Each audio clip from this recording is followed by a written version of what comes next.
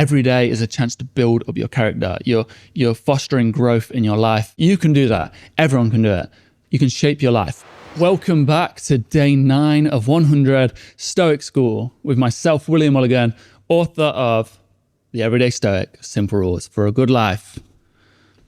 Today's lesson is a practical lesson, and I think this will help you drastically, and it's something you can do today and incorporate into your life. It's a physical, practical thing you can do. Stoicism has been described as the guide to the good life, and if you graduate Stoic School or get a bit far in Stoic School, you'll fully understand the philosophy of Stoicism and how to incorporate it into your life to become a Stoic, which is a short, cool way of saying you'll be happier, more balanced, more confident, and ultimately becoming the best version of yourself, which is what we all want. Today's episode is powered by Huel. Let's jump into the episode. So today's lesson is on the topic of voluntary discomfort, which sounds a bit odd. And I'll start with a little bit of a story. Diogenes, who wasn't a Stoic, actually Stoics did this as well. There's a thing called hugging statues. But Diogenes was out naked, hugging bronze statues in the winter to build his resilience, But Diogenes is an interesting man, going around naked, hugging bronze statues. But there's easy ways for you to do it. So I'll explain a little bit of Marcus Aurelius, the great emperor of Rome. Marcus Aurelius, being the great emperor of Rome, a man with near infinite wealth and the ability to do whatever he pleases, a man with no restraints, realized if he did not foster discipline, then his lack of restraints would lead him to ruin, which, like many emperors before him, did horrible, horrible acts. And this is what's happening to you, doom scrolling. You're letting it get ahead of you. You're letting it get control of you, and you're not restraining yourself. I'm not saying it's bad to scroll, but I've seen you're doing it for 4 hours, 5 hours. It's not good. It is noted that Aurelius, from a young age, with his wealth, it's like hundreds of millions, access to anything, he wore a triton, which is a Spartan cloak. It was rough, ugly, and uncomfortable, and it didn't provide much protection from the elements. He also said in his meditations, his personal diary, which I recommend to everyone, incredible book, he thanked his tutor, Diognetus, teaching me to set my heart on a pallet bed and an animal pelt, and whatever else tallied the Greek regimen, which was the agoge training, and philosopher Pierre Hadot took this to mean the Spartan training. Spartan training, we all know what Spartan training is. We've seen the film 300. Their training was pretty intense like that. They suffered physical punishments, beatings, horrible challenges going out into the winter, all these physical tasks and lack of food, suffering. And this was all voluntary discomfort to build them into Spartan warriors. And Marcus Aurelius, from a young age, he could have lived the palace life, eating what he wants, drinking what he wants, doing whatever he wants, really, an easy life. But he took part in this Spartan training because of the Stoic principles. He knew that this is the guide to the good life. It says, those emperors before me that just drank what they want, ate what they want, did anything, they're not living the good life. They're monsters. They're pathetic. I don't want to be like that. And that's why Marcus Aurelius is known as the last great emperor of Rome. Marcus Aurelius and many of the Stoics took their discipline teachings from the Spartans. It was noted that the Spartans, during the festivals, they would sit the visitors in the shade, protected from the elements, the harsh sun, the rain, all these kind of things. They kept them warm in nice seats. And the Spartans would stand out, exposed to the elements and the discomfort. And, the Spartans were pretty tough people. So the idea is, I'll give you 5 ways that voluntary discomfort can help you. Then I'll teach you easy ways to do voluntary discomfort, some things that I do. So number 1, voluntary discomfort highlights strengths and weaknesses. You can test your discipline, you can test your strength, you can find out your weaknesses in order to build upon these weaknesses in order to build upon this strength. And believe it or not, if you build up your strength of character doing voluntary discomfort, this spreads over other aspects of your life. If you can do one difficult task, you can hug a bronze statue naked. Please don't. If you can hug a bronze statue naked and face this difficulty, when you're faced with difficulties that life throws at you, you're like, well, I can hug a bronze statue naked in the winter. I'm sure I can do this pretty easy. You're just ready for it. It's like you're preparing yourself for life. The second way voluntary discomfort helps you is that you foster a growth mindset and you improve your character.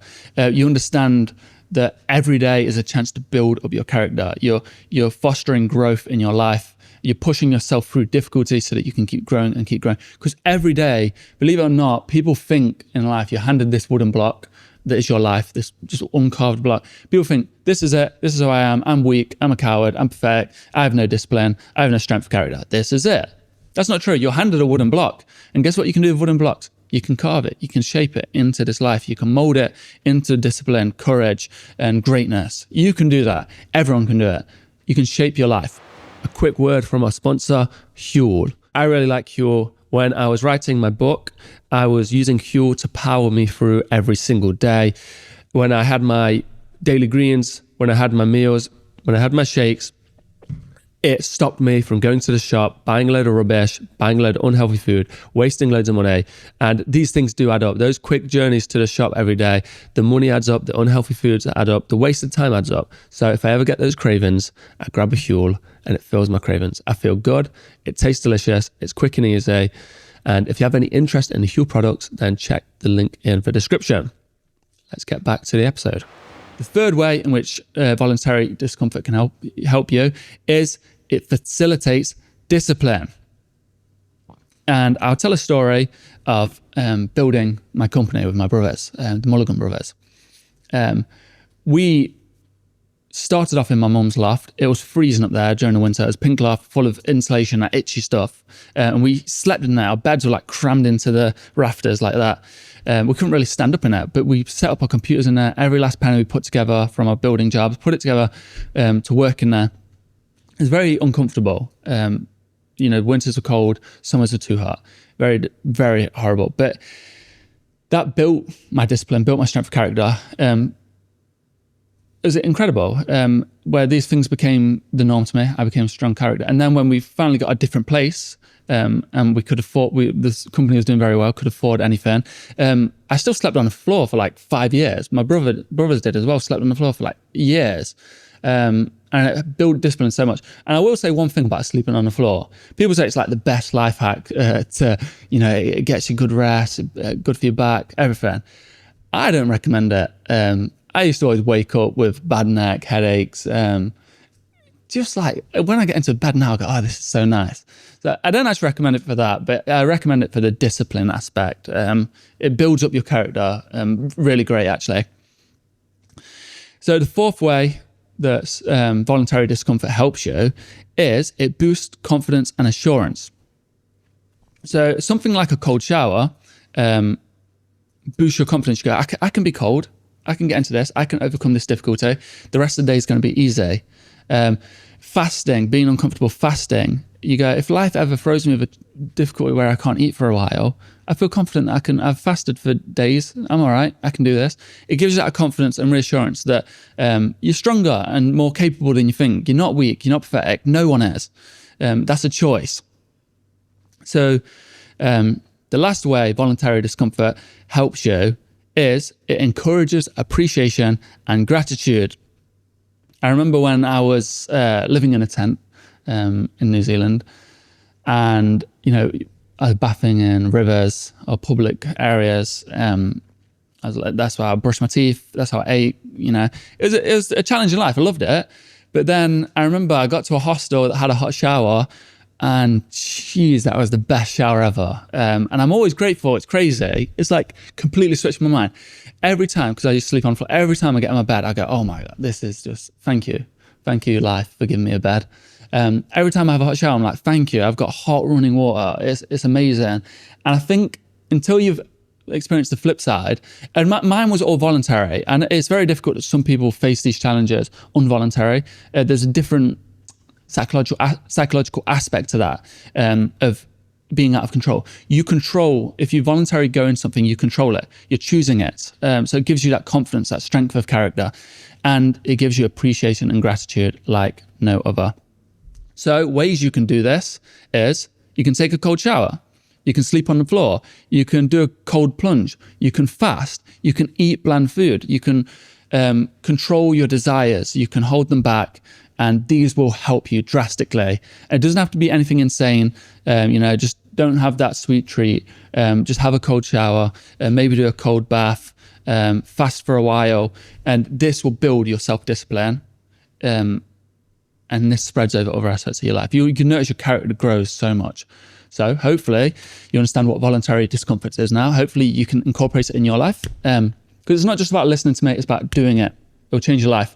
So thank you for listening to day 9 of 100 Stoic School, a new lesson on Stoicism for 100 days. I hope it helps you. If you want to support me and what I'm doing with this Stoic School and my book and all that, then give me a like, give me a follow. If you're listening to it on streaming platforms, Spotify, please give me a rating. Just take that few seconds out of your day to give me a rating. It really helps, really does help. And if you want to go above and beyond and you want to help change someone's life, remember, Stoicism's changed my life drastically, cured my anxieties, worries, sadness, all these kind of things.